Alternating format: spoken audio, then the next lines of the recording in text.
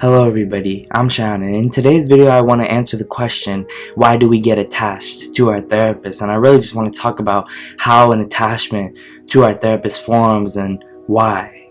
So, a lot of times what's common in people who have a traumatic childhood, right, neglect is very common, right, in an abusive family, right, people that we expected love from, right, and care from, that we wanted love from, right, we expected it, but we didn't really get it, right, and we expected this love from these type of people because these were the type of people that were supposed to be there for us, right, these were people that raised us, right, but they were never there for us emotionally, right, so we were always trying to get that love, right, and feel that love, but when we don't, right, the aftermath of this is that we usually grow up not having a part of ourselves that's complete.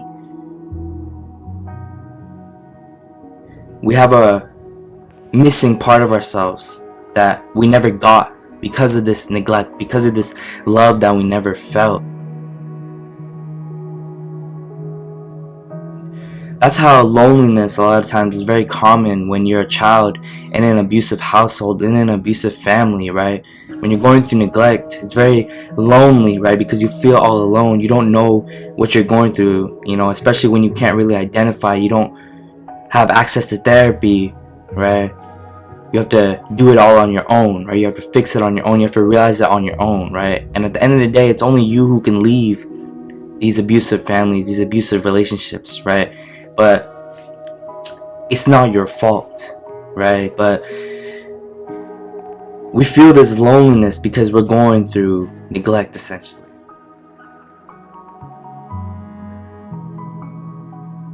And oftentimes our therapists, right, are someone, are people that we heavily get attached to, right? Because we feel that these type of people are the first people, one of the first people that gives us that love that we never necessarily got from maybe our parents, maybe from family members, right, maybe from siblings, right, that we never necessarily felt.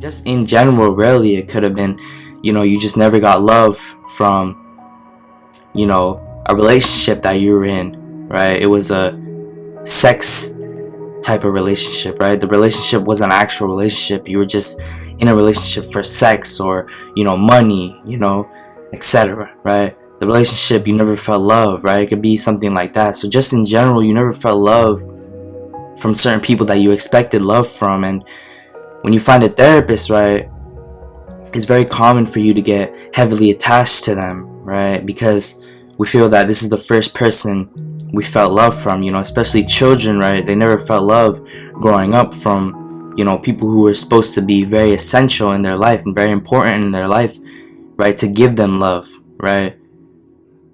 Like parents and people like that who are really supposed to be our role models, when they don't give children their love, right, and the right type of attention and care, right, that can really severely damage a child and really make us just question our existence and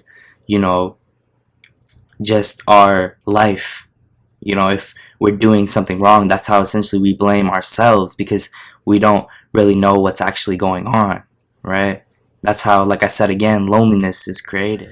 So therapists are always going to be there for you, right? But the role is not necessarily to be that mother that you never had, that father that you never had, right? That certain family member that you never had, right? That's not a therapist's role, right? They will always be there for you. Therapists are going to be there for you, right? They will be there for you to help you process your emotions, process your trauma, but therapists are just normal people too, right?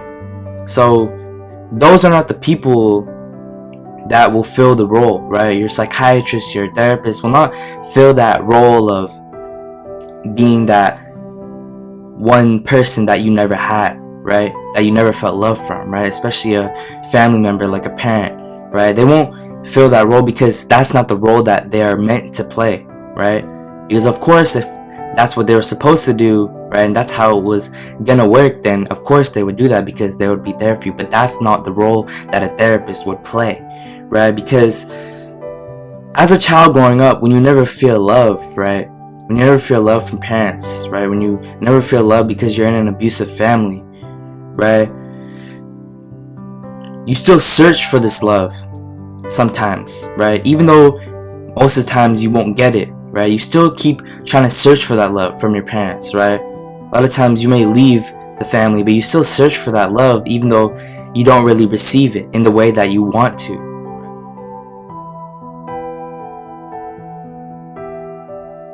You want that love from your parents because, of course, that's your parents, right? That's who the people who were supposed to be a huge part of your life, but they just didn't play that part.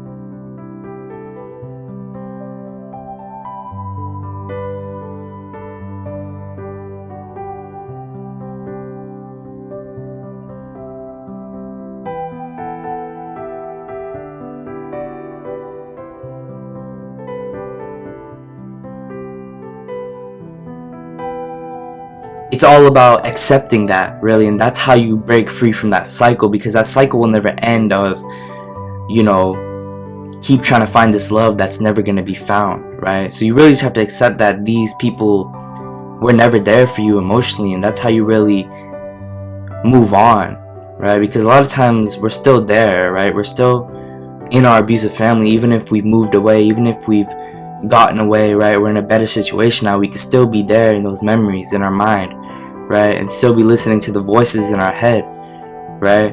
And still be trying to searching for that love, right? So really, you have to accept that these people are not there for you, right? If they're not, and really that's how you move on, and really that's how you stop the attachment from your therapist, right? Because you realize that this is not the role of your therapist, right? You're only seeking so much love from this therapist, right? And trying to get so attached to this therapist, right? Because that's the first person that's actually someone who you feel safe around and can actually express yourself around, right? But that's their role, right? Their role is to help you process your trauma and your pain, right? But their role is not to be in your life and, you know, be a parent or fill one of those roles, right, of a person that you never had in your life.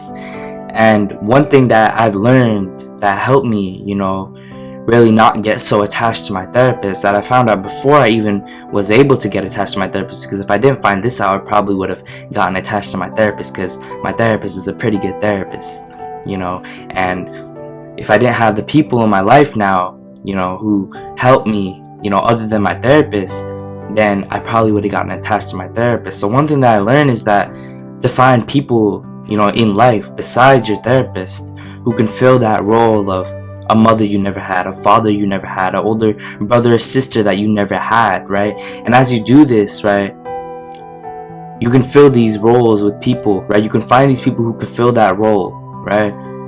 And be there for you like the mother you never had, like the father you never had, right? And that really can be very healing, because it feels like you found the right family, right? Because essentially living in an abusive family is like having no family, right? Even if you do have a mom, a dad, right? It feels like you don't have parents, right? What happened to me, right? Is because that's what happened to me, because I felt so alone. I felt lonely, right? I felt like I was all alone. I didn't get the attention. I didn't get the love that I should have got. So I felt alone. I felt like I had no parents, even though both parents may have been in my life. I still felt no love, right? And that's oftentimes the case, that we don't have these people in our lives even though they're there, right? Just because you're there doesn't mean you're really there, right? Just because a person pays the bills, right? One thing manipulative people do is they act as a victim, right? They say they do all these things, but they really don't realize how much they're hurting you, right? They act like you're the one hurting them, right? By saying, oh, I do everything for you though, right? I pay your bills, I, you know, buy you stuff. But really materialistic things, you know, external things are not even close to how much value internal love can bring. So Yeah, so that's how you don't get attached to your therapist. You really have to realize that your role of your therapist is not to really be that parent you never had or a certain person you ever had in your life. The role of the therapist is to really just help you process your trauma, right? And that's really how you have the right relationship with your therapist, because if you get attached, that can be bad, and you won't actually be doing therapy for therapy. You might actually be doing therapy just to go there and obsessing over it, which can actually, speed you up too fast and might, overstimulate you, right? And actually just mess with your mind, because you're trying to get so attached to this therapist to try to run away, right, from the people you never had in your life, right? And the love that you never felt. So that's why you're so attached to your therapist. So essentially, that's not real balance. So it will mess you up at the end of the day, right? And it's not going to be good for your mental health. Just learn that there are other people in this world, right, who can become your family, right? You can create your family. You can create the life that you never had, right? It's never too late.